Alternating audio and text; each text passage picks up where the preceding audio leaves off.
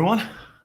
Welcome back. Today we are talking about Martin Luther. We're talking about the Reformation. We're talking about false claims made by Protestants, false historical claims, assertions that are now known to be completely fabricated about their origins. So the question that I have on the thumbnail is Protestantism apostolic? And this is based on the question, where was your church before Luther? And I've covered previously at length a document that discusses the very unfortunate history of false claims made by the founders of Protestantism, made by the reformers over 200 years, from the 16th to the 18th centuries. And then, of course, they changed approach. Instead of trying to fake or falsely prove that there was an apostolic lineage, they decided to then simply state that they were biblical. And I've gone through the history on this in the past, in a previous episode with the same title. And now we're just looking at what are the implications, what are the things we can infer from that, and just a few more ideas as to why this was patently false. And we have to ask ourselves, why would the founders of Protestantism, the founders of the various denominations, make absurd, ahistorical, easily proven false claims? So let's go here. So welcome, Joel, and welcome, Tom. Good to see you guys. And for the rest, great to have you here this evening. This is a really, it's a pickle. It's a quandary. So let me get my slides ready. And get my screen up. And so this is part 2 of this. I will finish this today. But for those who watched the first part, I'd be very curious, what are your thoughts on this? What were your thoughts as I went through the evidence during part 1? Did you disagree with anything that I said? I mean, given that the data is, I think, extremely compelling and persuasive, and of course it's historically based. This is not something that is easily dismissed as fabrication, because it's true. It is written in the history of all of these Protestant denominations. Every single one is guilty of making claims that tie directly to heretics, to people who deny basic Christian theology, who are clearly anti-Christian, but in the effort to prove an apostolic lineage, they appeal to these people. It's like appealing to Satanists and Muslims to say, look how we are apostolic. It's genuinely disturbing. So let's continue. We ended here, so I'll just recap on this slide and we'll continue to slide number 40. I've added 1 or 2 slides of additional detail. So there's some logical contradictions that we came across. So for instance, apostolic claims are that apostolic succession went through medieval sects, and these sects were buried, these sects were secretly hiding in caves or doing whatever. They were suppressed by the Catholic Church, but these sects had true apostolic Christianity. They were practicing this for centuries in hiding, in secret, and therefore they were these apostolic Protestants because they were derived from these other groups. Of course, these heretical groups were not remotely Christian, and these heretical groups themselves couldn't agree. That they were vastly in conflict with each other. It's completely grafted apologetics. Is Lloyd an Anglican? Yes, Lloyd has said so about 1,000 times on this channel. I've said so many times. So yeah. Do you have any questions? Are you going to go, well, if you're a Baptist, then I don't believe you, or oh yeah, if you're a raxalated evangelical, then we don't believe you? We're discussing basic history, because these reformers and these major founders of these denominations made ludicrous, completely false, even fabricated historical claims. And these are the founders and the fathers of these Protestant denominations who, okay, welcome. So hello and welcome then. So yes, I come from a long Anglican lineage. I have an uncle who's a bishop. I've had uncles who are priests. I've had family who've worked at places like King's College in London. So yeah, I come from a very, very church-oriented family, and then when I started looking into some of the history, let's just say it wasn't exactly as I'd been told. So they claimed that there was continuity of the early church, and they claimed they followed biblical authority alone. But we know now, with hindsight, with better research methods, with the internet, of course, you can find these things, more easily get this information. These medieval sects held heretical doctrines. We're not talking ambiguously so, we're talking undeniably. Many rejected biblical authority as outright heretics. They rejected large parts of the Bible, for instance. No institutional continuity can be proven. There's none. There's none. These people die out maybe in the 12th century at best. So there's no way they can prove any kind of apostolic lineage. And of course, these groups all held contradictory theological positions. So they were appealing to, as the document that we first showed, Where Was Your Church Before Luther by Barnett showed, the Protestants would continually refer to different groups once the first group was proven to be completely heretical, using completely unbiblical or genuinely anti-Christian positions. They would just default to the next, to the next, to the next, until eventually they ran out of heretics they could turn to as true Christians. Hello, Sergeant Grinch. Where are you? Sergeant Grinch, welcome. You're in the ICU. I'm so sorry. Oh my gosh, I'm so sorry, Sergeant Grinch. Everyone, please pray for his health. And look, I'm glad you've joined us, and I hope we can keep you entertained for the next hour. But let's hope and pray for your health and recovery. And looking forward to seeing you soon then, without you having to be in the ICU and ill. Right. So let's continue. So what we have is, I want to go through a logical unpacking of some of the problems. Then I'll introduce some additional evidence, and we'll go through that. Grafted says, as a Protestant myself, I'm well aware of the big disconnect between Protestantism, at least modern Protestantism, and apostolic churches. It's not just a disconnect. I mean, that's a polite way of putting it. The history it does not look good for Protestants whatsoever. It merely just proves desperate attempts at fabrication, anything to prove some kind of apostolic lineage. Sergeant Grinch says, I love these history lessons. Well, thanks, man. Glad to be here. Glad you're here. Glad to be here with you and me. I love the history as well. It's really fascinating. Of course, the conclusions one has to draw are, just definitely not pleasant for many people. So the heretical doctrines problem. So the Albigensian Manichaean dualism. Matter is evil, spirit is good. Now, these people, one of the other groups that were appealed to by various Protestant leaders, they believe that the physical world was created by an evil force, an evil God. Of course, we know in Genesis, God made the world and it was good, and God is good. But these people believe that, no, the world was made by an evil God, that all matter is corrupt. So this violates basic Christian doctrine. It violates basic biblical meaning. And of course, Protestant founders were like, those guys definitely true original Christians. The Catholic Church persecuted them unfairly. Look how good these Christians. And it turns out to be a completely false position. Welcome, guys. So the rejection of the Old Testament as the work of the evil God. So the Albigensians, another group that the Protestants turned to as true Christians, true apostolic Christians who were suppressed and went underground and protected Christianity from those evil Catholics. Well, these Albigensians dismissed the Old Testament. They claimed that its God was not the true good God. Again, so we're looking at 0 for 2 here, and that's not good. These groups would deny Christ's true humanity, which is Docetism. So Christ only, according to these Albigensians, appeared to have a physical body. They rejected the incarnation, which is something that is fundamental to Christian orthodoxy. Many of these groups would reject marriage, procreation, and the material world, because to marry was to then create more children, but children are corrupt because they're made of matter. Matter is evil. Why would you continue this evil, destructive matter, this evil force? You are then simply just multiplying the effects of the evil God. So marriage and having children would discourage. It perpetuated the material world that they saw as evil. And then we want to talk about ritual suicide for the love of God, of course. You kill yourself to make the world a better place, which of course you see today in the Green Movement. So Cathar Perfecti suicide practices called endura.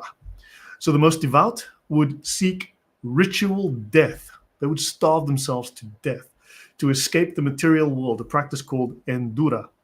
Now, the Catholic Church, of course, viewed this as suicide, but the Cathars saw this as spiritual discipline. Of course, many of the reformers were going, yeah, those Cathars, great Christians, awesome Christians. I mean, good grief, those Catholics are evil, but these Cathars, those guys were the original Christians, true Christians. Jesus would be so proud of them. But yeah, they practiced ritual suicide. Now, I want to bring up this note here by the National Library of Medicine in PubMed, the Endura of the Cathars. Heresy, medieval concept of ritual euthanasia or suicide. Now, this article speaks of them as the voluntary death of the severely sick, which is false. Okay, this frames it. This was only something linked to the severely sick, but that is false. But this was the Cathars' medieval concept of a ritual euthanasia. So yeah, so even this document, this PubMed, that's got a DOI number here, it speaks about this. So this is a well-known thing, and of course, yeah, we've got Protestant leaders going, yeah, those Cathars, the good guys, definitely the good guys. Kill yourself for God. So now these doctrines obviously fundamentally contradict Protestant theology. In fact, they just are fundamentally evil. But these beliefs oppose core Christian teachings on creation, incarnation, marriage, and the goodness of life, making Protestant praise of the Albigensians theologically indefensible. But they had different motives for doing this. But now, of course, with time, with history, with better research, we can see why they did this. But again, those reasons are indefensible. So yeah, horrifying history. So Grafted says, that's interesting. I never knew this. I mean, definitely never fully agree with Luther or Calvin, but I didn't know they actually affirmed previous anathema. Yeah, no, it's worse than you realize. It is far worse than you realize.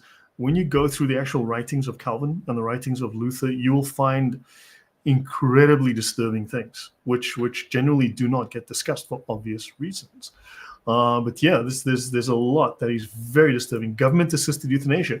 Yeah, ask yourself where these ideas are coming from, Joel. Ask yourself. And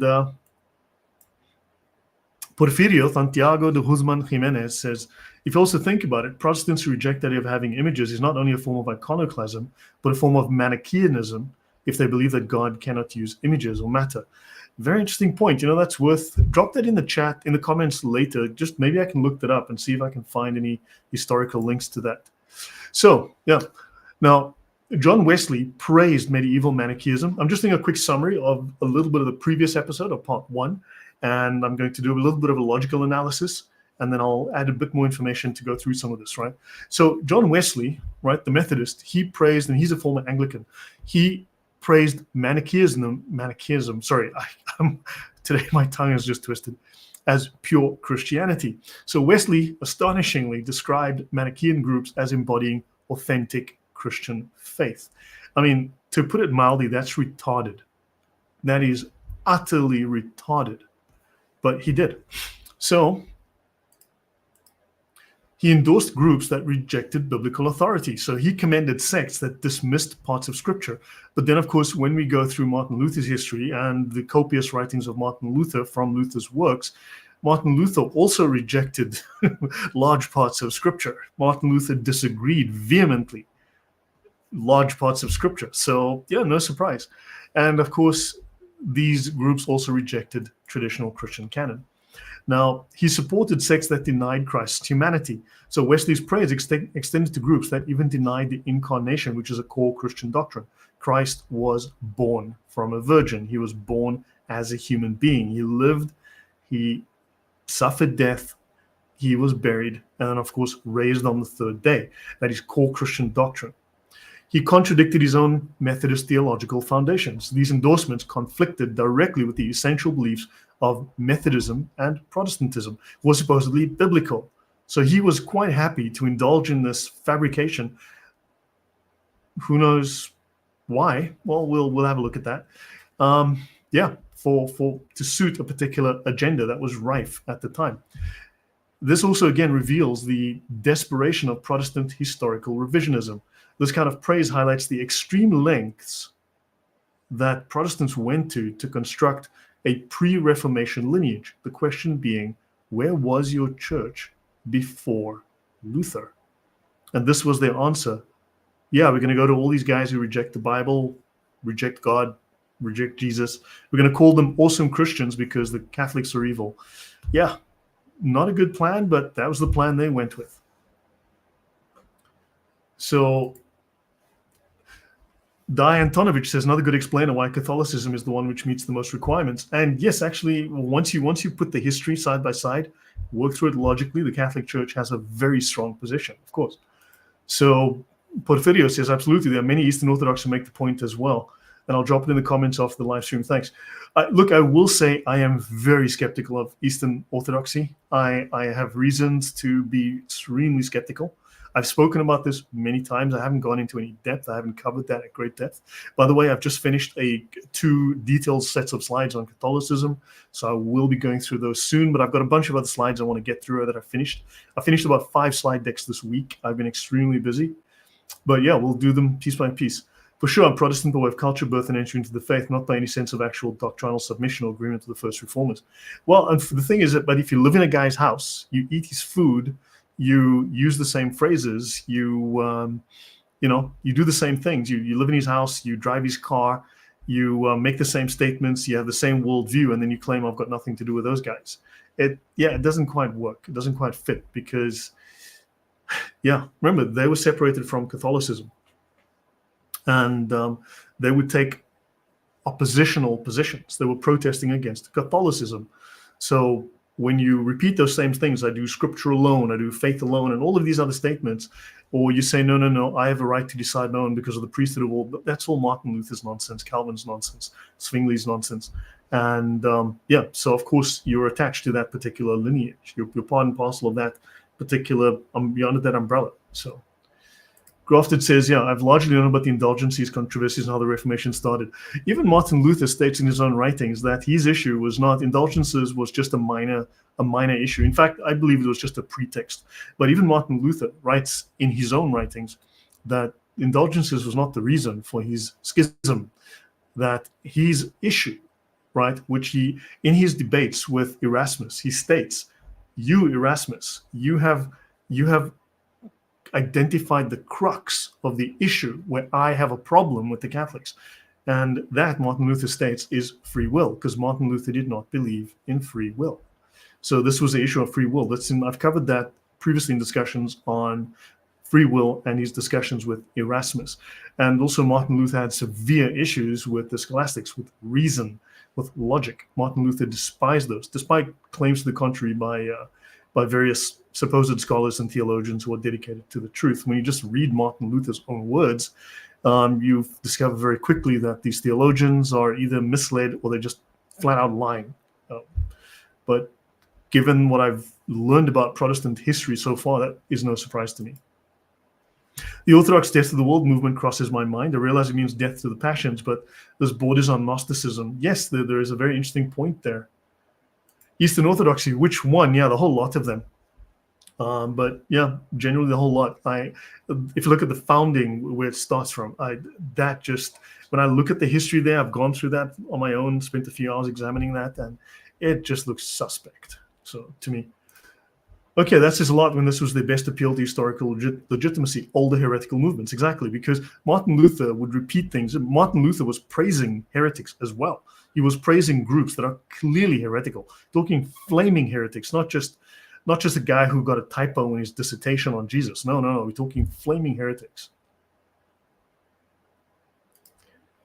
Yeah, Jesus declared, I'm truly a servant of Allah. Jesus never heard of Allah. In fact, yes, hold on. The Arabs had heard of Allah. Allah was also known as Baal, because Muhammad was consecrated to Allah, who was known as Baal, as we can see in the Sirah. And then, of course, if you go to the family of Muhammad, they all worshipped Baal because Baal was the head god of the Kaaba. And of course, Baal is mentioned in the Bible as a pagan god. Children were sacrificed to him, and so on and so on. So really, I have no interest in your... I genuinely have no interest in your Islamic nonsense. So tell you what, I'm going to be nice. I'm going to put you in timeout for 24 hours. So yeah, we have a completely different discussion going on here. Let me see. So yeah. So anyway, What have I missed? Okay, nothing interesting. If you can give me any verses from a Synoptic Bible that Jesus claimed to be God, which is the first three earlier, there are plenty, dozens of references where Jesus says he is God. There are plenty. But of course, for Muslims, don't forget, in Islam, lying is obligatory. Under the Sharia, lying is an obligatory duty. Muslims are obligated to lie for Allah for the benefit of Islam. This is not just permitted, it is obligatory, right? It's an obligation. So you need to understand this about Islam to understand where these people are coming from. They simply just don't accept. They want the words "I am God," but of course, even when he does say that, or uses all of the symbolism that would be understood by the Jews of the era, of course, they reject that. So yeah, I mean, if you can show us where in the Quran we have the names of all Muhammad's wives, right? You get that from a third-party source, and when we show you what those third-party sources say, you reject those as weak and unreliable. Where's the Shahada that says that Muhammad is the prophet of Allah? Where's the double Shahada in the Quran? It doesn't exist, right? Where does the Quran teach you how to do the 5 daily prayers? It doesn't. It's all in the Sirah or in the Hadiths, right? And then you claim that those Hadiths are fabricated. So yeah, and show us where before Muhammad Allah was not a pagan deity. Show us where before Muhammad Allah was not a pagan deity. Allah always was. Allah was a pagan deity in Arabia before Muhammad. There was, why does the Quran not even know the name of the God of the Bible, Yahweh? Has no idea. Why does the Quran talk about chainmail, right, in centuries where it wasn't invented yet? Why does it talk about paper money amongst groups that never had paper money? Why does the Quran talk about... Anyway, there's just far too many anachronisms. There are far too many gaps. There are far too many issues in the Quran. So, but yeah, we're not here to talk about that. Okay, so what you've got is, right, this reveals the extreme lengths that the Protestants went to construct a pre-Reformation apostolic lineage. So Wesley's stance showed a readiness to align with heretical movements simply because they opposed Rome. That was the only reason.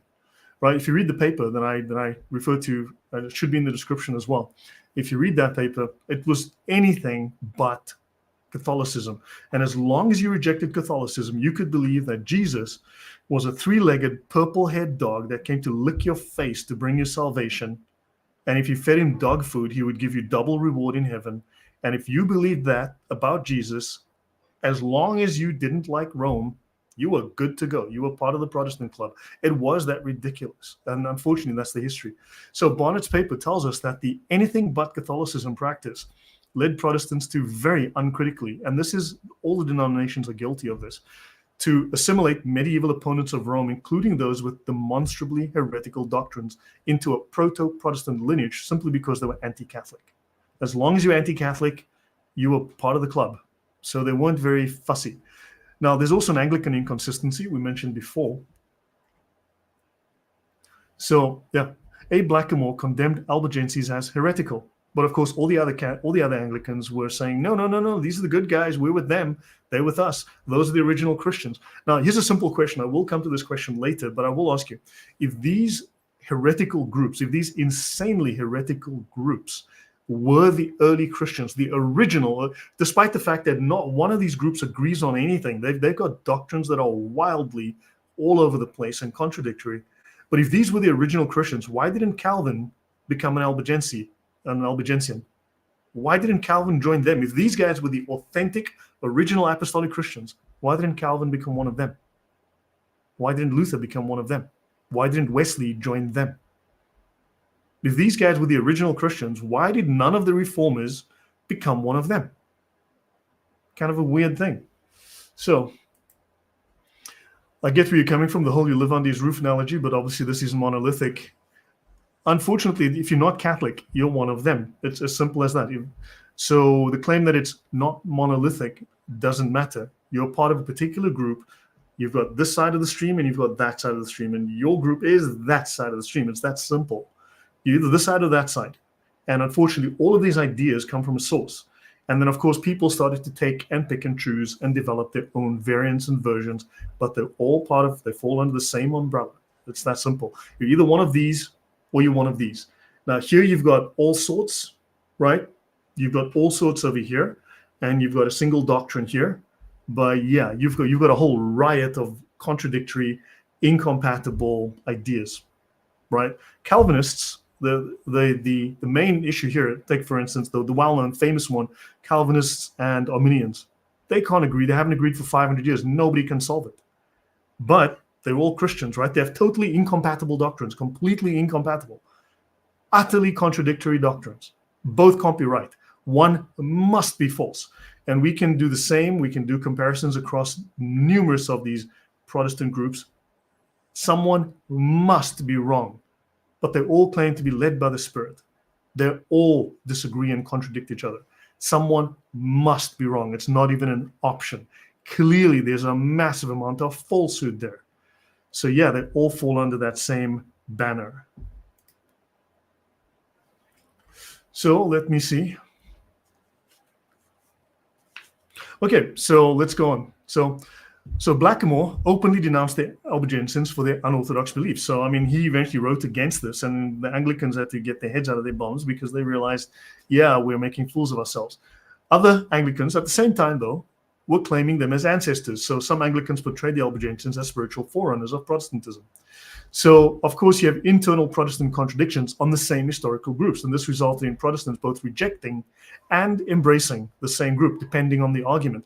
And, of course, Bonnet's paper shows you that this argument shifted when they were embarrassed on one issue. They would suddenly shift to another group and then change the argument. And it just shifted like that over the decades for 200 years until they changed the argument completely, and we'll get into that. So this shows there's a lack of coherent Protestant historical narrative. So there's no unified or consistent Protestant account of church history. Everybody has a different one. None of them agree. So this is very shoddy scholarship. This is Zucker-Nike levels of academic rigor. So there was selective use of history for polemical purposes. So historical facts were chosen or ignored based on their usefulness in debates with Catholics. Very simple. And this also shows us the arbitrary nature of Protestant historical claims, because the shifting portrayal of groups like the Albigensians highlights the subjective and extremely opportunistic approach to history of the Protestant founders. So you have the invisible church issue. Now, doctrine was invented to explain the lack of a visible institutional continuity, like the Catholic Church can trace through something like 263 popes over the decades, and they can show there's a continual legacy of institution, belief, doctrine, and going back to written historical sources. Remember, Martin Luther simply stated that do not believe anybody, no church father, nor even people greater than the church fathers, meaning the apostles, if their name is not Martin Luther, because he wanted people to believe him alone and not to follow history. So this whole invisible church concept was created to justify the absence of a continuous organized Protestant presence before the Reformation. And of course, this is conveniently untestable and unfalsifiable, so the doctrine cannot be historically verified and disproven, making it immune to factual scrutiny. Well, of course, we can show that these Albigenses and everyone else just dies out early on, or they were complete heretics. So yeah, I mean, but just hopefully you get the point there. Now, of course, this contradicts Christ's promise of a visible church. In Matthew 16:18, it stands in tension with Jesus' assurance that his church would be a visible, enduring community.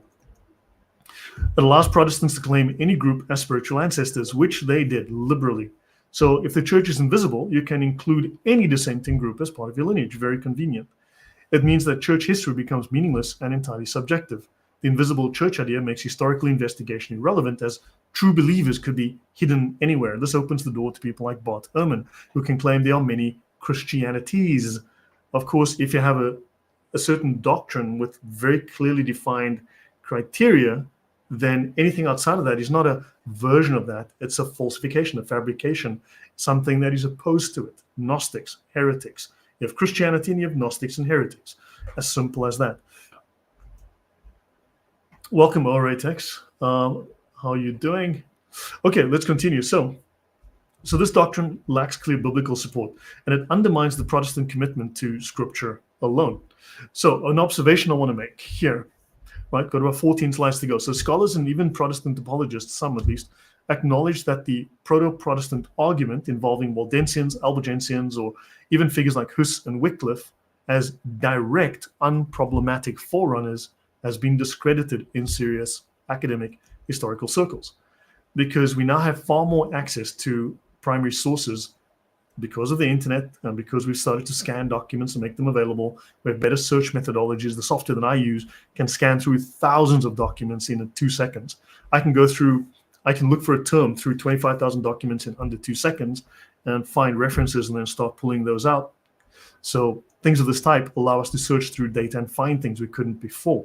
So we have more rigorous methodologies, and we can find these differences in these quote-unquote early groups and the 16th century reformers.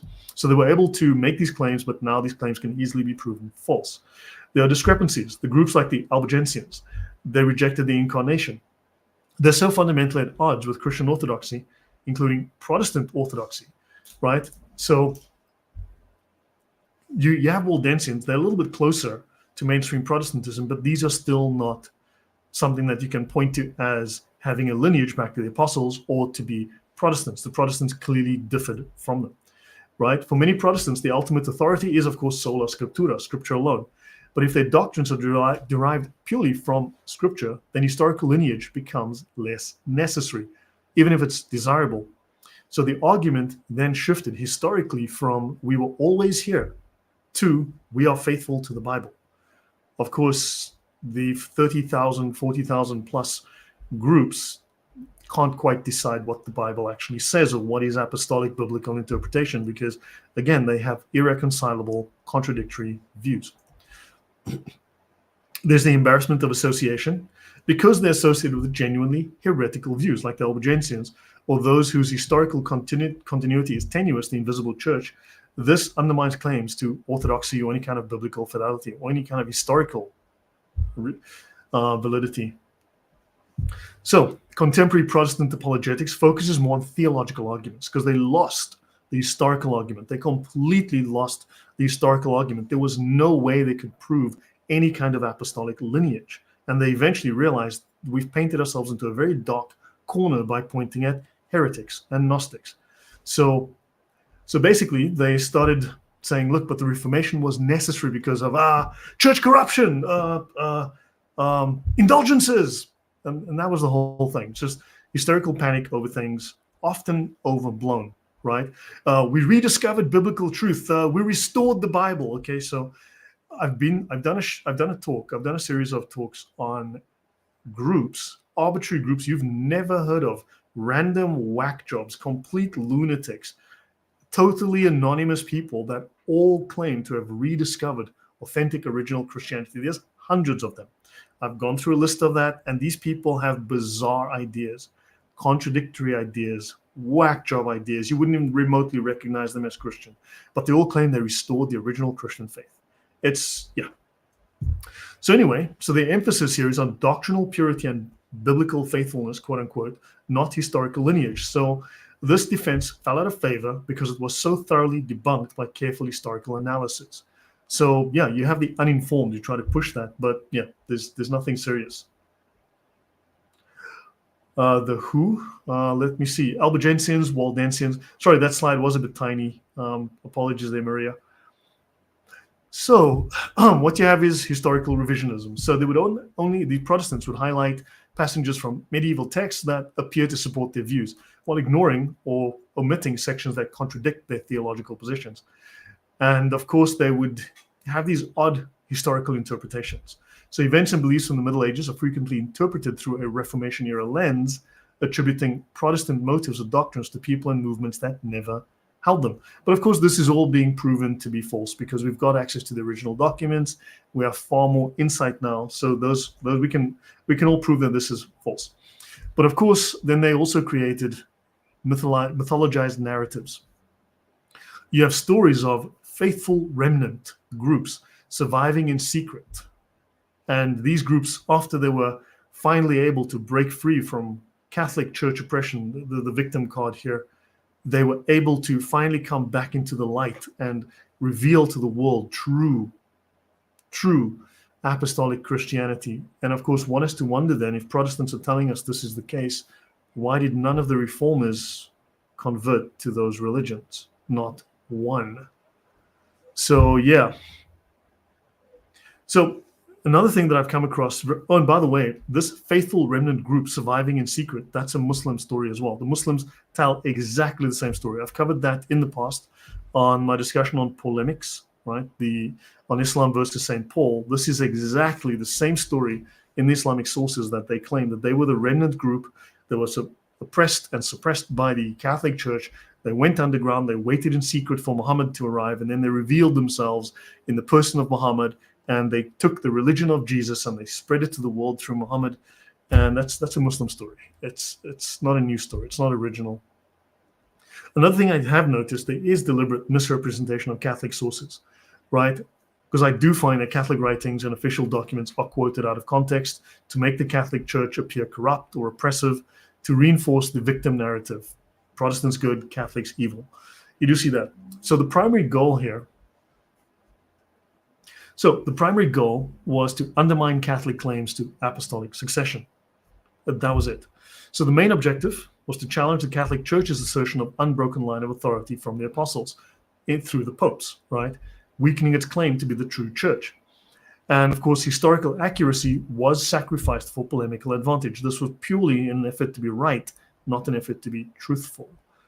So unfortunately, this one happened. They were willing to embrace heretics just to oppose Rome, just to say our tent is bigger than your tent, right? So they aligned themselves with groups condemned by all of historical Christianity, simply because those groups opposed Catholicism.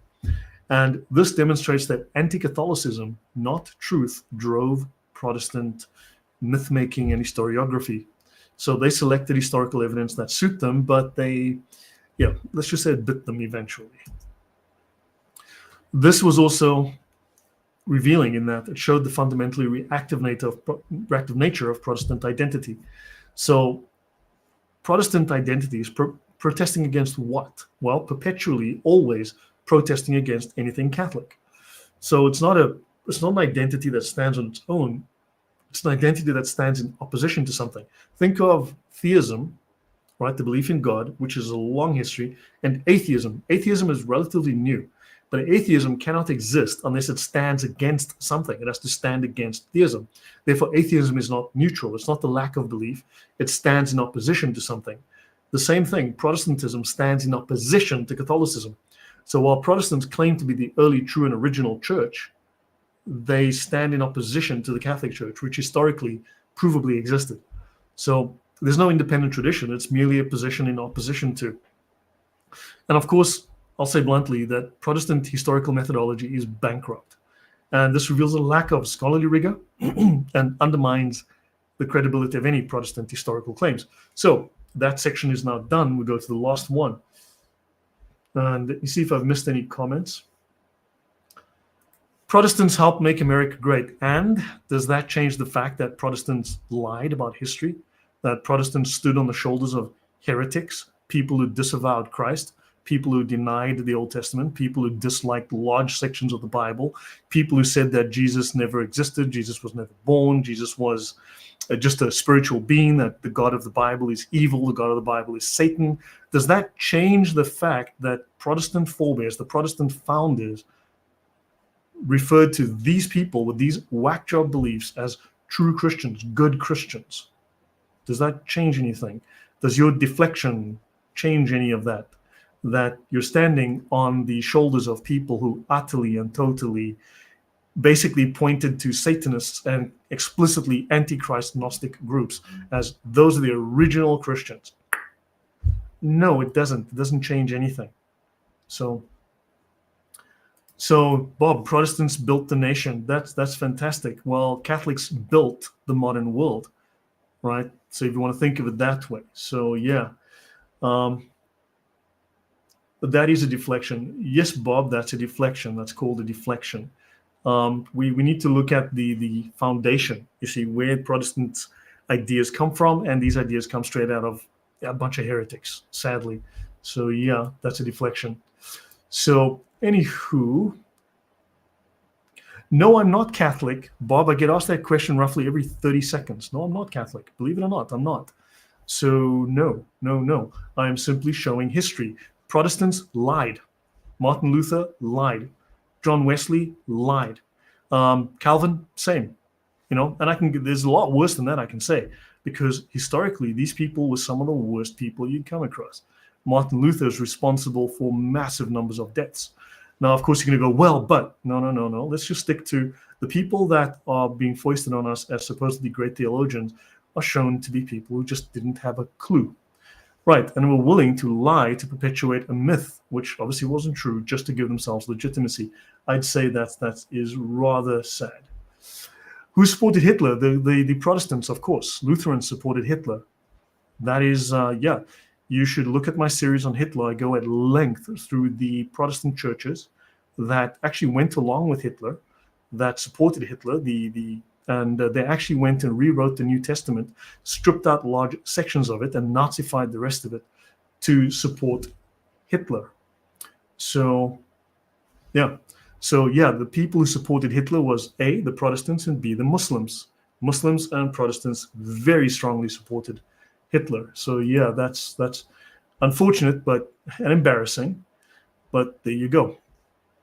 So the continuity problem. So what Protestants need is an unbroken chain of Orthodox believers. What they get is a scattered group of heretical sects with totally contradictory and fully anti-Christian doctrine. They need consistent doctrinal transmission. What they get is contradictory doctrines from groups that disappear in the 12th century, or that pop up in one place and then disappear. So there's no continuity, there's no legacy, no lineage. They need institutional continuity of a church. So they have to invent the invisible church because there is no institutional connection. They need to maintain biblical authority. What you find is that these groups completely reject biblical authority. They deny the Bible. They reject the God of the Bible. They call the God of the Bible Satan, effectively. So unfortunately, are Lutherans really, well, Lutherans founded your movement, Bob. Look, if you don't mind, Bob, you are clearly not up to speed here. You're clearly not knowledgeable enough of the topic. So I understand your sophistry. I understand your desire to deflect, to derail, and to, shall we say, dominate the conversation. But really, you're a little bit behind the curve. Maybe just listen a little bit. Maybe go back to previous discussion I've had on this and get yourself up to speed. But clearly, okay, Bob, enough, Bob. I'm going to give you one opportunity to just be quiet, get with the program, and listen, because I understand the information hurts you. I understand the truth is very painful for you. It's very awkward and difficult for you to deal with the facts that Protestant foundations are, shall we say, myth. They are lies, and they are based on support of heresy, anti-Christian, blatantly anti-Christian heresy.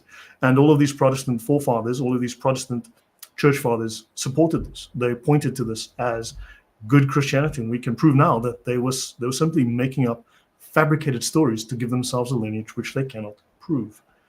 Yes, I'm the truth, and you have, Bob, you can leave permanently. So thank you and goodbye.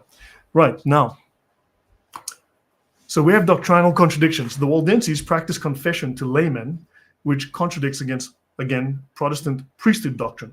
But then, of course, you get Protestants who don't have that kind of doctrine, and then they fall in with the Waldensians. So you have groups all over the place, interacting with groups all over the place. So there will be accidental connections. They will come to the same doctrines, whether by accident or by design. So now the Waldensians allowed confessions of sins to any lay person. So you can go to any random, you can go to your baker, your barber, your dentist, and this directly opposes the Protestant emphasis on the priesthood of all believers and the rejection of sacramental confession. But then, of course, Protestantism is a very big tent, so there's going to be someone who has exactly that belief. Or if you just wait 10 minutes, someone's going to come up with a church that does that. The Albigensians rejected the Old Testament, and they contradicted Protestant biblical authority, right? So the Albigensians dismissed the Old Testament. Sola Scriptura, the Bible alone. Yeah, we don't like the Bible. Throw out that book. Throw out the whole Old Testament. Okay, yeah, that's good Christian practice. So yeah, they said that the Old Testament was the work of an evil God. And this, of course, undermines the principle of the entire Bible as the sole rule of faith. But the Protestant founders were like, yeah, that's good stuff. Those are Christians. The Cathars practiced extreme asceticism, which contradicted the Protestant view of marriage.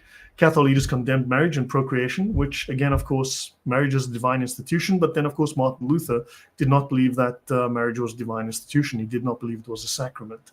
So, yeah, your bartender. Yeah, exactly, your bartender. Very good point. Pastor Bob. Yeah. Yeah, look, I mean, well, what are you going to do with someone who refuses to listen, refuses to believe? Well, what can you do with that? They're simply going to refuse all evidence. He's not asking questions to learn. He's asking questions to derail. right? It's kind of why Lloyd is so fired about this. This hits home when he found it out. Like when a Catholic who confronts issues in his plot is more angry than issues in Protestant churches. Yeah, I think so. No, it means I got lied to. I was misled. I was part of a movement that is clearly based on false history. It is disturbing. So the Cathars, of course, but then again, these what I'm referencing here, these are things that are generally true of one group of Protestants, but then supposed directly by another group. So there's no consistency there either. So yeah, what can we say? Many groups rejected infant baptism, others rejected it. So there was no consensus on baptism. Some groups denied infant baptism, others retained it. And of course, other groups just rejected it completely. So yeah, where do you stand? It hasn't changed much within Protestant circles today. And there were inconsistent views on sacraments across these ancestors that are original Christians. And so they were just incompatible. So there was no coherent theological tradition, none. It's just confusion based on confusion. So lineage. Now, this is from a paper called Waldensianism and English Protestants, The Construction of Identity and Continuity. This is by Mira Goldberg Poch, written in 2012. So it says here, Protestants also use the Waldensians in propagandist documents, most often to justify political or religious actions and ideologies. So she's mentioning here, she's discussing the Waldensians, right? The continuity of Waldensianism through the Reformation became crucially important for the wider umbrella of Protestantism as a legitimizing factor for the movement. This thesis investigates the claims of continuity. And while the Waldensians underwent a dramatic change in religious doctrine to conform to the Reformation, their belief in their continuity of their religious identity can be validated. So now we're going to learn something very interesting. Remember, the Protestant, all the Reformation leaders were saying, see, these groups, these ancient groups that can't be traced past the 12th century or whatever, these ancient groups, original suppressed Christians, the true apostolic Christians that were suppressed by those evil Catholics, that are now presenting to us genuine, authentic, original early Christianity, and we are based on them. But of course, not one of them converted to that religion. They all formed their own doctrines. These Cathars, these Waldensians, these groups became Calvinists. So wait, you have the original apostolic Christians, and then they became Calvinists. Don't you think Calvin should become a Waldensian or an Albigensian? So, and then when you look at the differences between their doctrines are extremely different. These Protestants were all saying that these Albigensians, Waldensians, and you name them, whatever, were all original, authentic Christians. And instead of them joining these guys and becoming Waldensians or whatever, or Albigensians, these groups all converted into the Calvinist church. So if they were identical, why would they have such different doctrine, and why would then they become Calvinists? Good question. So contemporary scholars tell us that Waldensians have been fully absorbed into Protestantism after 1532. And this is clear from the writings of both the Waldensians and their sympathizers. They considered themselves as a separate entity. They were the inheritors of a long tradition of descent from the Catholic Church based on their own belief in the purity of the gospel. Bible alone. Martin Luther copied that, and of course this can be then found in heretical groups. The Waldensian identity was based on a history of exclusion and persecution, the persecution tale, the sympathy vote here, and a belief that they had transmitted the true embodiments of Christianity through the centuries. English and continental Protestants identified with the Waldensians who provided ancient ties and legitimacy to their new religion. But the Waldensians became Calvinists. So the earliest firm origin for this particular group is the 12th century, not apostolic. And documentary evidence begins with Peter Waldo in the 1170s. And these ancient Vaudois, right, backdating is polemical, not sourced, which is they say, no, but we come from this other group that was hidden underground. Very convenient. So let me go. In the age of the internet, research the heck out of everything and follow the truth, So if a Protestant comes up to you and says their beliefs are the same as the early church before Reformation, they must find people that believed exactly how they do, with zero deviations, precisely. So the only consistent, unquestionable through line that can be traced is descent. Yes, that is very, very true. So communal practices and memory persisted, but that's a social continuity, because these identity, they claim that they persisted throughout the centuries, That's a belief they have, but it's not something they can prove, right? This doesn't mean, so this claim is not proof of apostolic lineage. It's not a traceable claim of doctrine, office, or sacraments, because no, there is no such proof, no such evidence. There was a sharp doctrinal shift in 1532 at Chanforan. So the Waldensians officially then aligned with Reformed theology, adopting Swiss Reformed confessional norms, Calvinism, undercutting claims of stable apostolic fidelity, saying we've had the same belief since the beginning when they became Calvinists. Why didn't the Calvinists become Waldensians? And of course, they had differences in belief. So these guys left their religion and became Calvinists. So that seriously, that just totally destroys the idea that this is original and apostolic, or at least, yeah. So Reformers, they merged the Waldenses, the Vaudois, the Lollards, the Hussites, even the Albigensians into one quote-unquote remnant to mask differences and contradictions. So they played games, right? This whole idea of the Waldenses coming from what they call the French Vaudois, which is another early group. This was used to imply antiquity, right? It's not historical evidence. It's just word games to try to prove antiquity. Yeah, I'll skip over a couple of things. So Protestants need to, they needed to drive the narrative because of their polemical needs. They need to win the argument. So where was your church before Luther? Basically incentivized the manufactured genealogy to counter Catholic claims that you guys are new. And they failed the apostolic test. There was no chain of transmission. There's no continuous ordination. There are no institutional records. There is no stable doctrinal corpus from antiquity to Waldo-era communities. And from Waldo-era communities to Calvin, again, it changed. Doctrine changed. There is no consistency, nothing. And then, of course, their doctrine completely changed when they adopted Calvinism in 1532. Insanity. So the primary goal was to undermine any Catholic claims to apostolic succession, apostolic claims for Catholicism to be the true church, right? And of course, they distorted, they ignored, undermined, and so on, anything that didn't go with the Protestant view, right? So they simply just played word games. So anti-Catholicism, not truth, drove the whole Protestant movement. So I'll skip over a couple of things. I mean, you get the point. So if Rome was always apostate, a couple of questions. If Rome was always apostate, if the great apostasy happened on day 3 or something of after Jesus's ascension, how did it preserve scripture? Because we get the Bible from the Catholic Church. So canon formation, all of the manuscripts, all the liturgical use were transmitted through the very church that Protestants deemed was corrupt. So they call the church corrupt, but yet they use that church's Bible. Just like Muslims claim the Bible is corrupt and then claim that the Bible proves Muhammad. And they can't prove that there was a different Bible. They can't produce an Injil. There's no record of an Injil. These two arguments parallel each other, and that's very disturbing to me to see that the whole Islamic argument and the Protestant argument are far too similar. If the remnant, quote unquote, this remnant, these heretics and Gnostics were doctrinally faithful, why did they change allegiance and join the Calvinists in 1532? So Chanforan's reformed realignment implies that there was a prior deficiency or some kind of rupture, but not continuous adherence to original apostolic truth.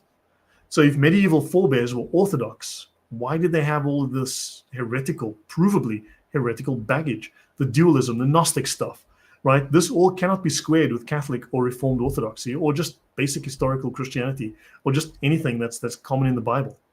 And if there's true succession, where's the chain of transmission? Where's the evidence that they carried on a legacy, a lineage? None. So there's no continuous ordination, there's no episcopal oversight, there's no stable confessional corpus from antiquity to Waldo. And of course, this is inconsistent with the claim of Roman apostasy or Roman Catholic apostasy, because Protestants rely on a canon and manuscripts transmitted by the medieval church that they call corrupt, which is nuts. So the medieval forebears that were supposedly original Christians carried heterodoxies, heretics. So none of this can be squared. So there's no chain of transmission. So there's no continuous line of ordination, and the 1532 Reformed turn confirms a discontinuity, right? Why would you need to make a change? Why would you have a new confession if these guys are original Christians? Why would you have to form something new and then these guys have to join your church? And take on your beliefs. That makes no sense. So if these are early Christians, why did the leaders of these early Christian churches publicly adopt Calvinism in 1532? And please answer me. Seriously, please answer me this question. And Grafted says, yeah, that's a pretty good question, not gonna lie. Yeah. So let me see. Doesn't simply knowing who Jesus is claiming as he's repenting from enough qualification to be Christians? No, of course not. Yeah, but of course, look, I mean, these are all revolts against authority. These are all efforts to assert yourself. I'll cover that a little bit. I mean, I've covered that in the past. So, for instance, Waldensians, a religious body dating from the Middle Ages, not from antiquity. The town of Valdese was founded by the members of this group in 1893. And this is from the Division of Archives and History, 1973. If the Waldensians were the continuous early Christian church, then yes, by their own logic, reformers should have conformed to Waldensian doctrine, not the other way around. So the historical record shows Waldensians aligning to Reformed Chanfaran, 1532, not Calvinists or Lutherans aligning to a pre-existing Waldensian confession. And of course, the community with the claimed apostolic continuity should set the doctrinal norm. These original apostolic group should set the doctrinal norm. They become Calvinists. Kind of weird. So that didn't happen. So this asymmetry shows us that the Waldensians were incorporated into Reformed Protestantism, and they were not, let me just take this away quickly. So they were not the carriers of a stable apostolic deposit to which others returned. Everybody was claiming that they had just restored the church, the whole restorationist movement.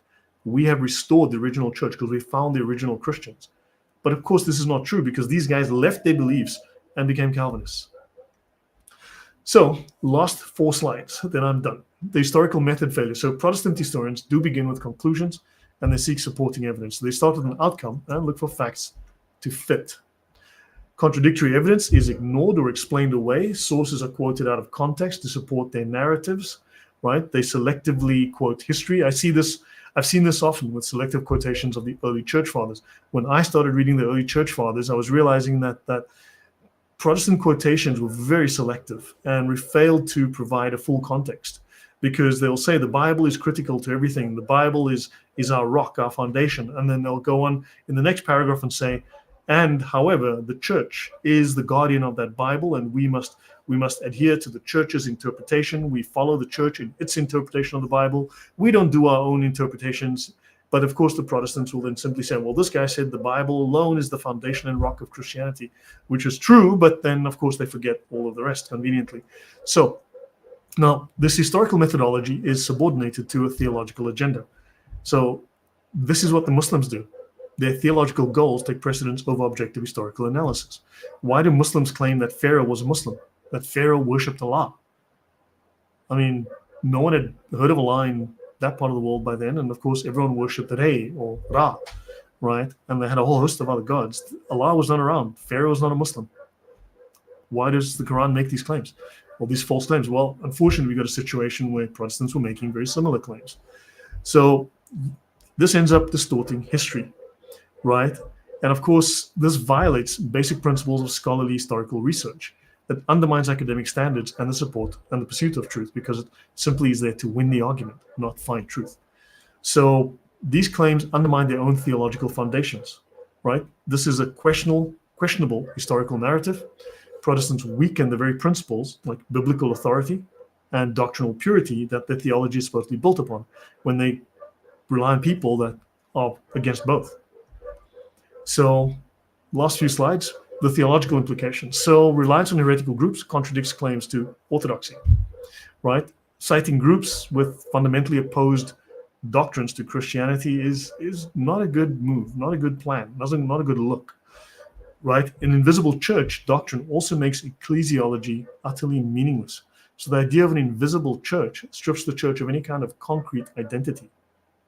This makes it impossible to define or recognize the true church in any meaningful way. If you're the church, I'm the church, everybody's the church, we all get a Toyota, then nobody can claim authority.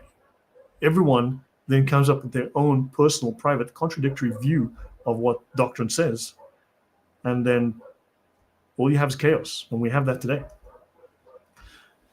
Of course, this revisionism shows dishonest methodology, and the selective use and distortion of historical evidence shows a lack of integrity. And the anti-Catholic motivation, of course, I think that's quite clear. So they are reacting against Catholicism rather than imposing a positive identity. And all of the identity groups that they glom onto have totally contradictory sets of doctrines. And these groups eventually joined them. So yeah, not good. So the whole thing calls into question the Protestant project. So all of these issues cast very serious doubt on the legitimacy, the coherence of Protestantism's claim to be an authentic continuation of apostolic Christianity. Well, hopefully so far all of this makes good sense to everyone. So yeah, let me see. Who said that that's sufficient? Do you think that the apostles like Saint Irenaeus did not know that when you said you need more? Yeah, so Numos, I understand. Didn't Rome come from the Great Schism? If you look through the writings on the Great Schism, I've covered that before, called the Great Apostasy. Have a look at my talk on the Great Apostasy. I go through this. It's another set of bizarre historical takes from Protestants. Everyone's claiming to have restored true Christianity, and none of them can agree on what that is. But this is hundreds of people. I cover about 10 or 12 people. I go through depth about maybe 4 of them, 4 groups. It's just totally bizarre. But no, Rome is historically based. But if you look at the claims, but let's have a look at the claim of the Great Schism. When did it happen? On a Tuesday at 4 p.m. in 331 AD? Or did it happen on a Wednesday at 3 p.m. in 35 AD? Or did it happen on a Friday at 6 p.m. in 1521? Or did it happen in 1501 on a Sunday at 2 p.m.? See, no one can somehow agree. They all conveniently don't have a clear idea of when this happened, but it did happen. I tell you, it definitely happened. Definitely happened. We just don't know exactly when. It's very unclear. We'll get right back to you with the details in a minute. So pretty much that's how solid that claim is. The Great Schism. The Great Schism can't prove itself. It's laughably stupid. It's another one of these ridiculous claims that are just made up, clearly made up. No one can agree what, when, how. It's, yeah. Take care, Grafted. Good to have you here. We'll see you next time. Yeah, very gradually. The problem is that to you it's very gradually, but you see, to the guy next to you, it was very suddenly. It happened at exactly 4 p.m. on a Friday in 422, you see. So the problem is no one can agree when it happened, because you have great scholar A, who's a great man of God, an apostle of God in the Church of God, in the original Church of God, who says it happened like this. And then you got the other guy who says it happened like that. And then you get the third guy who says, no, no, no, no, no. And so you see, it's just another set of lies and fabrications that people have made up to justify their position that clearly no one can agree. Utterly contradictory claims. There is no solid background, evidence, foundation to any of this.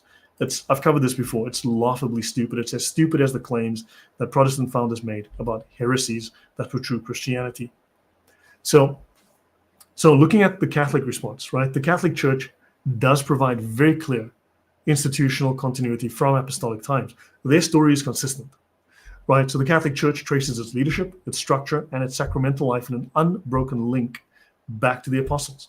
And of course, when you read the earliest written documents we have, they're all Catholic. When you read the early church fathers, when you read back as early as the Didache, all of these practices are undeniably Catholic. They're not Protestant. They're not Baptist. All of these documents, all of the written evidence, when you look for written evidence for the Protestant claims, it's clearly garbage. It's historical garbage. It's unprovable nonsense. There is consistent doctrinal development under magisterial authority. So Catholic teaching has developed organically and authoritative to the guidance of the Church's magisterium, maintaining unity and fidelity, right? The Catholic Church does not rely on fringe or heretical movements to establish its legitimacy. It stands firmly on its own history and doctrine. It doesn't go to strange-ass groups to prove itself. Historical records, and that's the written record, the historical record does support Catholic claims to apostolic succession, right? We've got about 263 popes or something like that, 270 popes going back. And don't forget, Protestants have claimed since Luther that Pope Leo X of Luther's day was the Antichrist, not an Antichrist, the Antichrist. So Revelation has come and gone. Did you know the book of Revelation has come and gone, according to Martin Luther, John Calvin, Zwingli, Knox, and every other Protestant who follows their confessions? According to the Westminster Confession, according to a numerous number of confessions. I've covered that before. Several Protestant confessions, the largest Protestant confessions, all claim the Pope is the Antichrist. Of course, we've had about 150 popes since then. The end times has not happened. Revelation has not come true. But yet, Luther, Calvin, all of these whack jobs all claim that the Pope is the Antichrist. But of course, this prediction has failed about 150 times. It's clearly a lie. It's a polemic. It's designed to undermine the Catholic Church, bolster their position by repeating a provable lie. It's a provable lie that stands in these churches today. Not all Protestants, yes, but then not all Protestants believe the same thing. 73% of America's Protestants believe that Jesus is not God. So yeah, not all Protestants. Well, you all fall under the same umbrella where everybody has invented his own belief. Everybody has made up his own doctrine. Everyone has become his own pope in his own church and made up his own nonsense. 73% of American evangelicals don't believe Jesus is God, do not believe in the Trinity. 73% of American Protestants, evangelicals, are heretics. That evangelical banner includes a whole bunch of different groups that fall under that. So yeah, not all. So you personally may believe something nice and correct, but unfortunately, you have zero authority this much to influence the guy next to you because you have no doctrinal authority. There is no adjudicator. There's no arbitrator that can discipline everybody because no one adheres to the same authority. Many people adhere to themselves as the only authority and interpreter. I believe in the Bible alone. No one tells me. Well, then you've got millions of different churches. So all you have is subjectivism. All you have is personal opinion masquerading as Christianity. And no one can agree. And that's why we have tens of thousands of different denominational splits. So, yeah, there were many. The Antichrist, yeah. So, yeah, who knows? So let me see. Have I missed anything?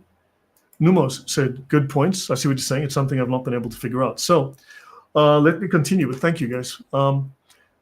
So the wild Protestant attempts at historical revisionism only strengthen the Catholic position, which hasn't changed. It's stayed the same, right? So efforts to rewrite or reinterpret history only highlight the lack of Protestant continuity and shows that the Catholic Church has been telling the same story for a long time. Now, of course, this is not to say that Protestants don't misrepresent the Catholic story, but that said, once you dig past that sort of propaganda, you start to find the Catholic Church has been very consistent. So where was your church before Luther? This remains unanswered. Where was your church before Luther? And Protestants for hundreds of years have tried to answer this and failed and eventually gave up. And then eventually they said, no, we're biblical. That was the solution. We're biblical. Okay, what does that mean? Because you guys can't decide. So if you're biblical and the Holy Spirit leads you into all truth, then why does Calvin believe that you don't have the double predestination and Arminius believes in free will? This is a 500-year-old quandary that has not been fixed.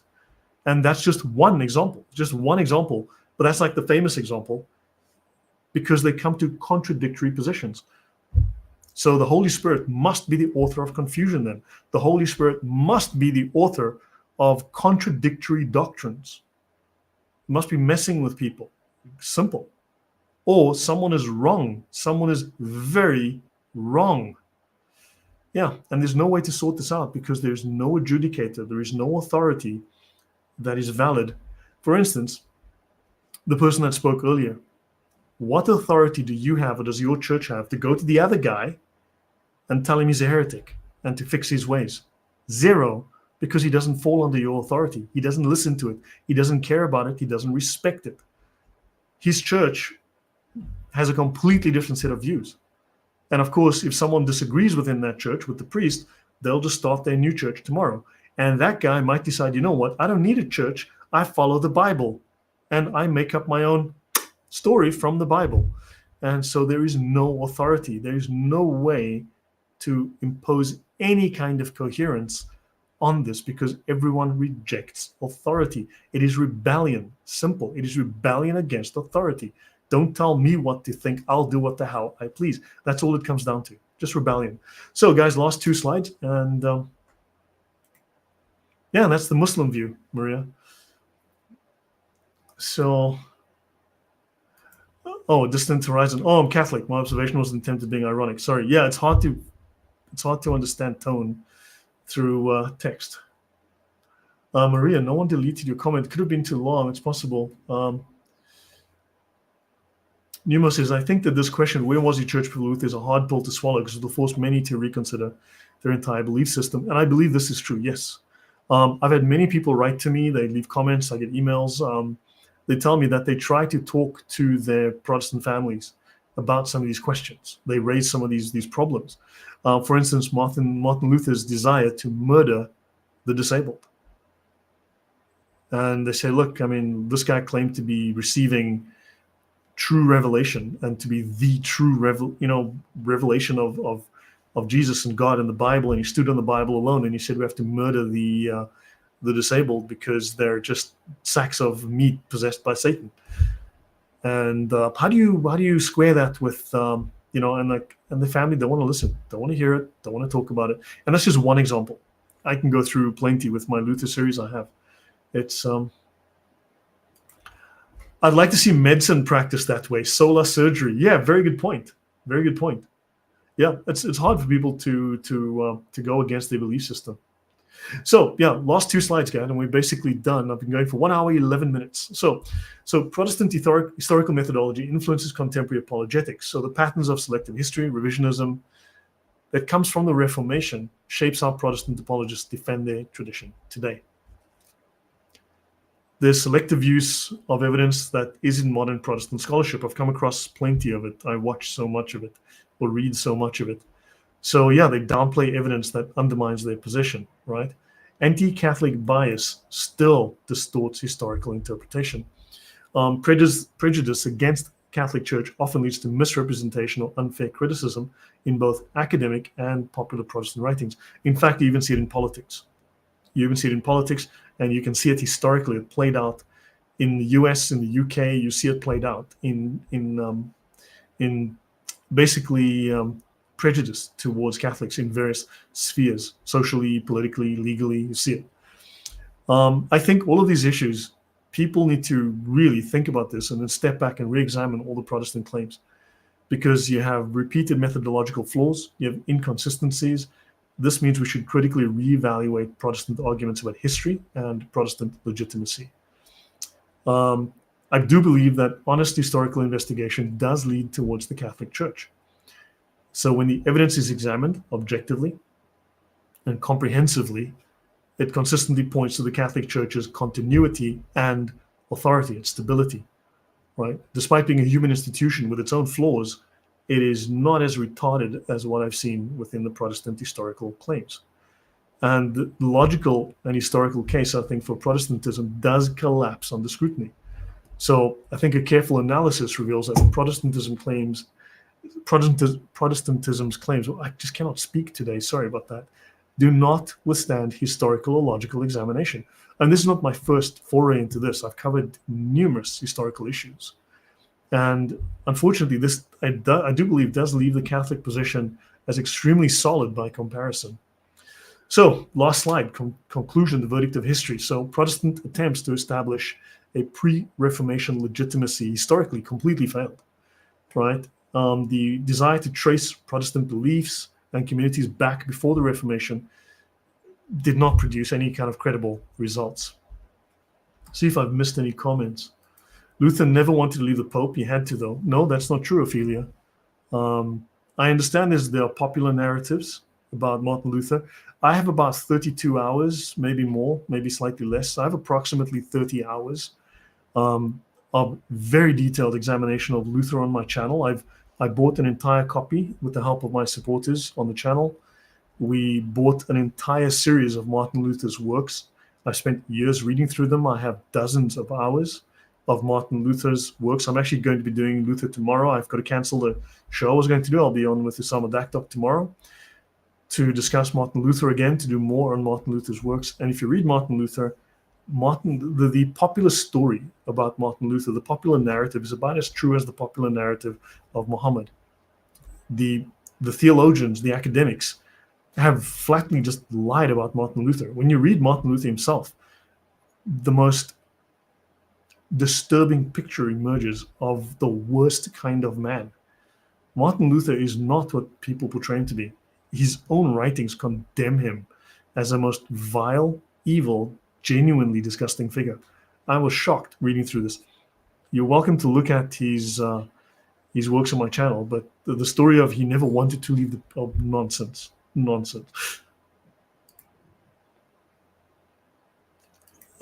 Martin Luther wanted to kill handicapped people. He recommended that a boy that was suffering from a particular disease that we know today, he said, this boy is possessed by the devil, we should kill him. He recommended that he be drowned underwater, or someone put a pillow over his face and suffocate him to death. So that was the Martin Luther approach. And of course the Nazis said, yeah, you know what we need to do? We need to follow Martin Luther, good Christian that he was, and we'll implement Martin Luther's advice on how to deal with the handicap. And they killed 250,000 of them because Luther. And of course, then everyone goes, no, the Nazis misrepresented and misinterpreted. No, they just applied Martin Luther's ideas. They didn't misrepresent Martin Luther's ideas about Jews. They just applied them. They just literally said, okay, we're going to do what Luther said. And then they killed a bunch of people. Because Luther said, kill them. Simple. So, yeah, simple as that. And if Protestants' position is true, then re-examination will create a better case for them. Yeah, if not, then I should tell you something. Yeah. So, yeah, this is very disturbing. So let me finish this last slide. Let me get this last page done. So Protestant attempts to establish pre-Reformation legitimacy have failed. I think we've seen through. I think I've gone through this. Previously, remember on a previous talk with Mel, I went through the entire document. Now this is a re-examination of the document from a different angle. But previously, I read through the document itself, and it's crazy what the Protestants were saying. I mean, it's insanity. For 200 years, the claims they were making and how the claims shifted, right? So historical evidence does contradict Protestants at every turn. The actual record of Christian history consistently undermines the Protestant narratives of ancient continuity. Logical contradictions permeate the Protestant historical narrative. And this is unfortunate. This is very, very true. And attempts to reconcile the reform with claims of unbroken tradition just leaves glaring problems.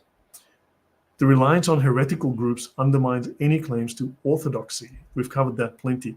The Catholic challenge, where was your church before Luther, is still unanswered, right? Of course, we can find that many of these ideas were found in heresy, were found in Gnostics, who are not Christians. So many of these ideas before Luther were found in groups that nobody would think or should think is Christian. That's where many of these ideas come from. So Protestants definitely, according to the evidence, have not provided a convincing response to this question. And I think genuinely, given just the basic logic, this leaves the Catholic position unchallenged. And history testifies to the truth of Catholic historical claims. Looking at my reading of the situation and the evidence, the Catholic historical claims are sound. And the Catholic presentation of history is very sound. Generally, I find Catholic theologians, Catholic authors, Catholic historians far more reliable, far more logical, far more credible than I do Protestants. Some great Protestants, granted, and there's some whack job Catholics. I've come across some crazy whack jobs. But that said, consistency, I would go with a Catholic history 9 times out of 10. Granted, there's some very good Protestant histories, and I do see a change. I do see a greater honesty. I do see a greater, because of the internet, we're seeing more history available to us. We can do better analysis. So I do see a change. So there's a bankruptcy in the Protestant narrative. And the weight of historical evidence, to me, affirms the Catholic Church's continuity and historical position. Of course, anyone can dispute it, but historically, the documents are there. The evidence is there. It's not invisible. It's written. It's in books. You can see them. And also, it shows the Catholic authority, the stability, right, the lineage, and it exposes the severe inadequacy of the Protestant alternatives. So let me see. It is right to make sure this matters, so we love God honestly with the whole heart, mind, and soul. Yes, thank you. Martin Luther was severely anti-Semitic. In fact, I've just done some work on that. Martin Luther wanted. Hold on, let me try and find you this document actually.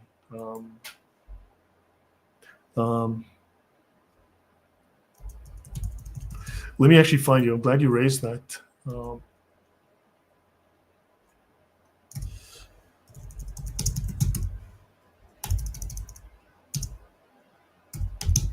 good grief.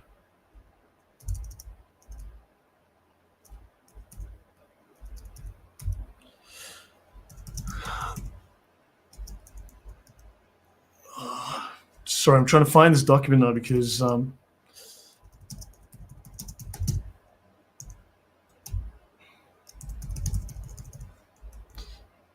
okay, I don't have the original document, but I think this may help here.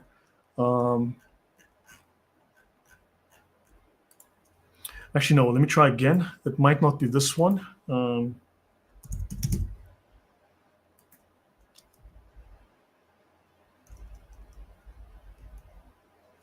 Okay, so, okay, it seems, let me see if I have Luther here.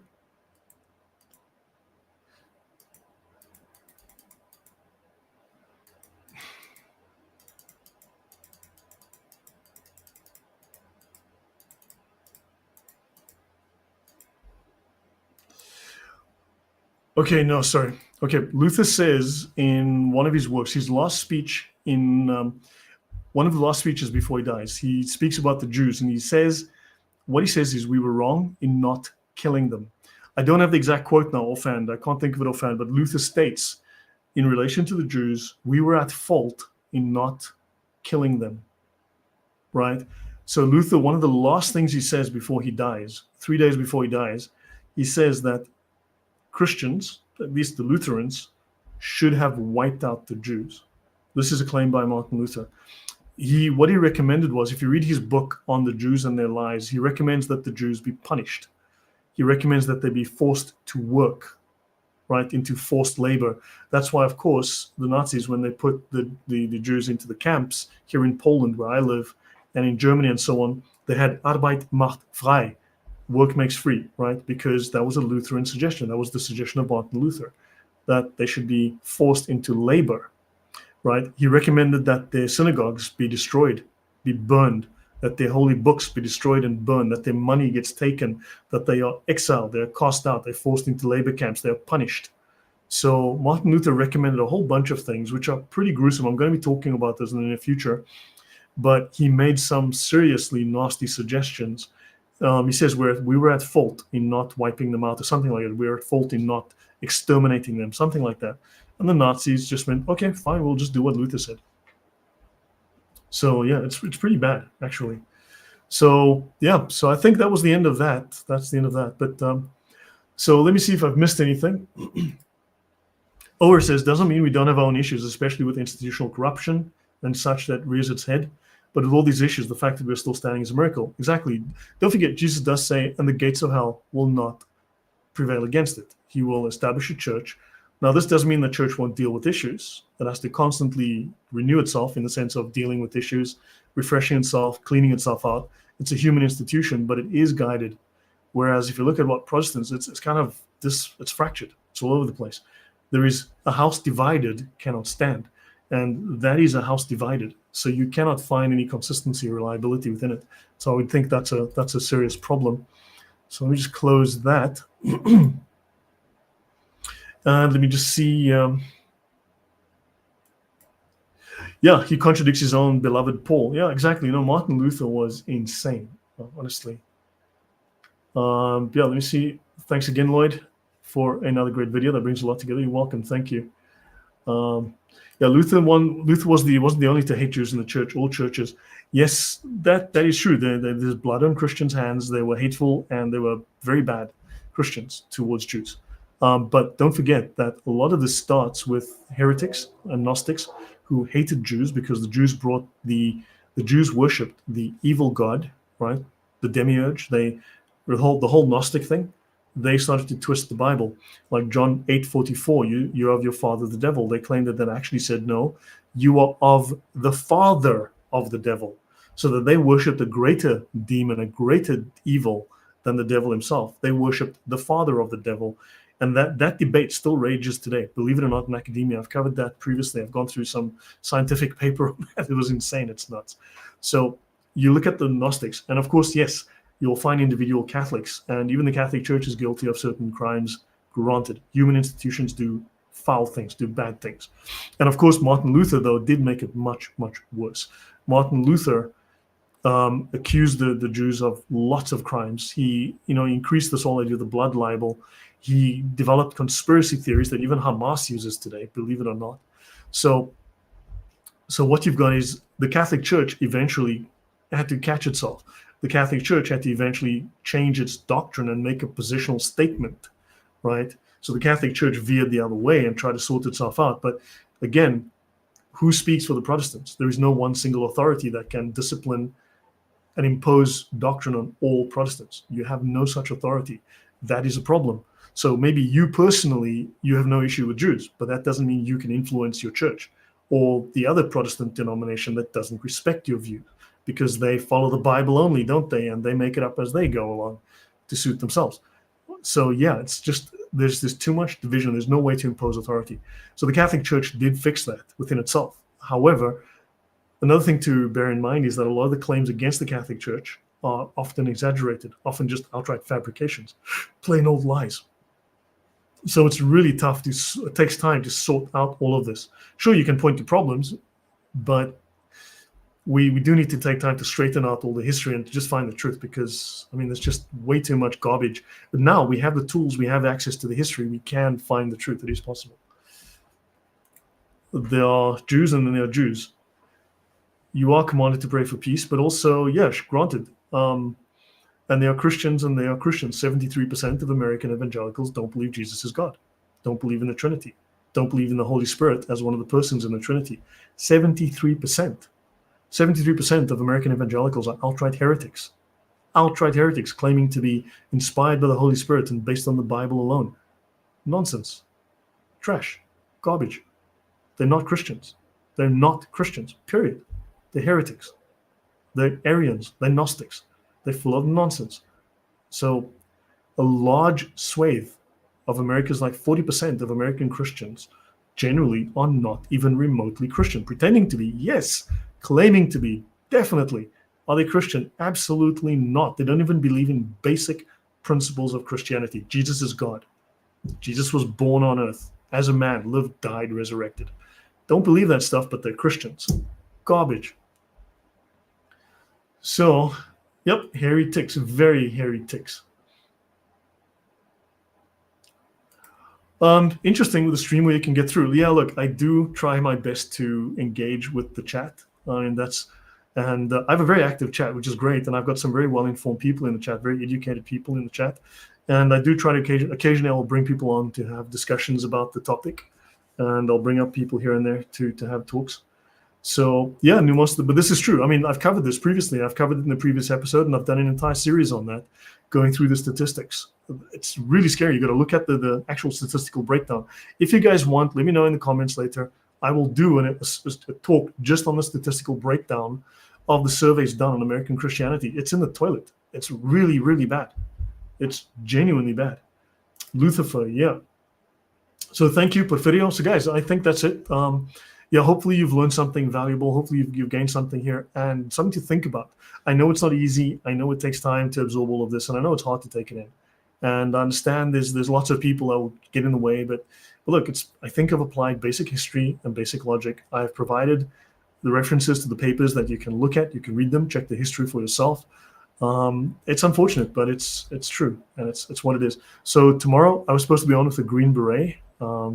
Guy recently retired from the Green Berets to talk about information warfare, about geopolitics, and about how Christians deal with this kind of thing, the kind of things that we can do as Christians to fight back in the information space on social media, and the kind of attitudes we need to have to deal with the problems we're seeing in the world today, how we can push back. But unfortunately, he has to go out of town, apparently, he says, so he needs to push this back. He wants to do it on the 2nd. I'm not sure I'm available because I have Osama scheduled every 2nd.